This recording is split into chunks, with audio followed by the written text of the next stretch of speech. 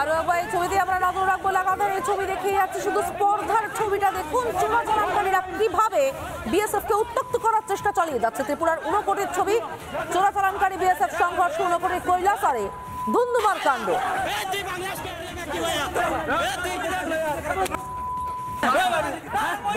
বিজেপির সাংসদ অভিজিৎ গঙ্গোপাধ্যায়, তার সঙ্গে কথা বলেছিলাম আমরা, তিনি কি বলছেন শুনে নেব। প্ররোচনা তৈরির চেষ্টা তো একটা আছেই, ভারতকে যাতে একটা ভুল পদক্ষেপ নিতে বাধ্য করা, এরকম একটা জায়গায় চলে যাচ্ছে। কিন্তু তাহলেও আমি যে খবর আপনাদের মাধ্যমে শুনলাম যে আজকে বিএসএফ কে আক্রমণ করা হয়েছে, তা কোনো মতেই আমরা মেনে নিচ্ছি না। ভারতের রক্তচক্ষু তারা এখনো দেখেনি, এবার হয়তো সময় আসছে সেই রক্তচক্ষু দেখাবার।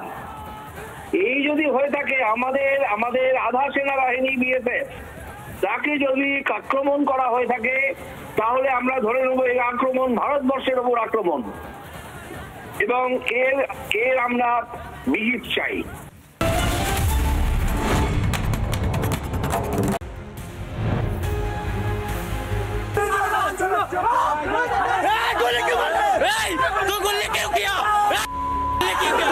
মতলবটা কি?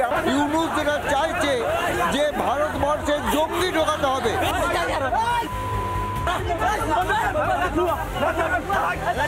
ত্রিপুরা ব্রডগেজে কানেক্টেড হয়ে যাবার ফলে এদের খুব সুবিধা হয়েছে। এখন যেটা হচ্ছে সেটা তো স্পষ্টতই বিএসএফ কে প্ররোচনা দেওয়ার চেষ্টা।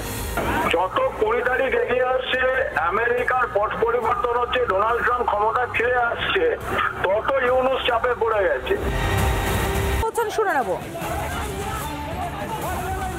এদের যে চক্রান্ত, সেইটাকেই বড় করে তুলে উস্কানিমূলক বক্তব্য বারবার কিন্তু বাংলাদেশের পক্ষ থেকে আসছে। ভারত এবং বাংলাদেশের সব মানুষ এটা জানেন, যারা উস্কানি দিচ্ছেন, যারা ভারত বিরোধী কথাবার্তা বলছেন, তারাও জানেন কিন্তু যে এই মুহূর্তে ভারত যদি একটু অন্যদিকে মুখ ফেরায়, বিদ্যুৎ যোগাযোগ ব্যবস্থা দিয়েও অন্তত বাংলাদেশ অর্ধেক অন্ধকার হয়ে যাবে যদি ভারত না চায়।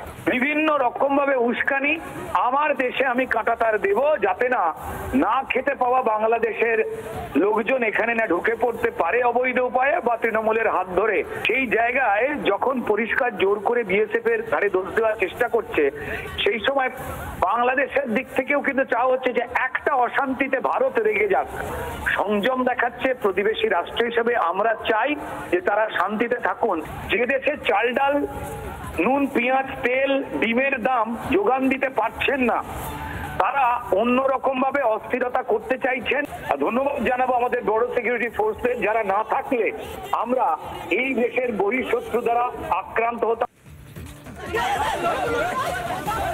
যে ছবিটা আপনারা দেখছেন, আরো একবার দাঁড়িয়ে রাখছে ত্রিপুরার ঊনকোটির ছবি দেখতে পাচ্ছেন। সীমান্ত অশান্ত করার চক্রান্ত কিন্তু বারবার প্রশ্রয় দেওয়া সত্ত্বেও একদম চুপ বিএসএফ।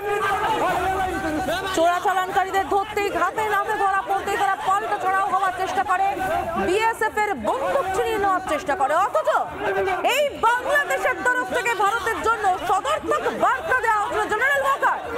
জেনারেল ওয়াকার ভারতের মুখাপেক্ষী হয়েছিলেন, বলেছিলেন ভারতের স্বার্থ বিরোধী কিছু নয়, কারণ ভারতের স্বার্থ দেখলে ভারতও আমাদের স্বার্থ দেখবে। কেন এই কথা বলেছিলেন? ভয়ের চোটে, মায়ানমারের ভয়ে পার্বত্য চট্টগ্রাম অস্থিতিশীল হবে না, মায়ানমার সীমান্ত স্থিতিশীলতা থাকবে, সম্পর্ক ন্যায্যতার ভিত্তিতে হোক। একবার ব্যাখ্যা দিয়ে দিতে চাইব। প্রথম আলোতে দেওয়া সাক্ষাৎকারে এই কথা বলেছিলেন জেনারেল ওয়াকার। এবং কেন বলেছিলেন এ কথা? কারণ রাখাইন প্রদেশ হাতছাড়া হয়ে যাওয়ার পর লাগাতার তারা খেয়ে রোহিঙ্গারা ঢুকছিল চট্টগ্রামে, এবং এই যে রাখাইন প্রদেশ, তার সঙ্গে কিন্তু চট্টগ্রাম জুড়ে নেওয়ার জন্য আরাকান আর্মি তৈরি একেবারে। সেই ভয়ে কোথাও ভারতের সাহায্যের মুখাপেক্ষী হয়ে জেনারেল ওয়াকার ভারতের স্বার্থ দেখার কথাও বলেছিল। এই হচ্ছে স্বার্থ দেখা। কেন ভারত তাদের কাছে গুরুত্বপূর্ণ?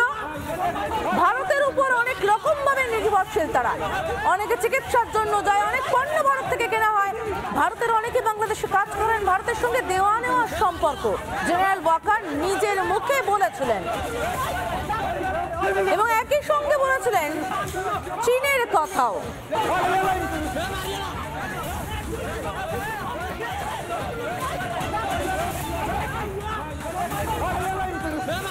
ভারতের কথা বলতে গিয়ে জেনারেল ওয়াকার বারবার বলেছেন যে তারা ভারতের উপর নির্ভরশীল। ভুলে গিয়েছেন ইউনূস, যার জন্য কখনো মালদায় বিজেপি লেলিয়ে দিয়ে, কখনো চোরাচালানকারী লেলিয়ে দিয়ে ভারতের সঙ্গে পায়ে পা লাগিয়ে যুদ্ধ কৌশল।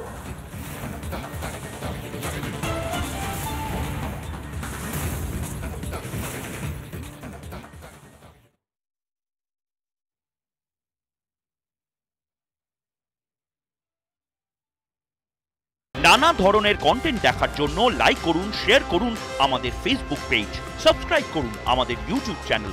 পাশাপাশি অন্যান্য ব্রেকিং নিউজের জন্য অবশ্যই চোখ রাখুন রিপাবলিক বাংলায়।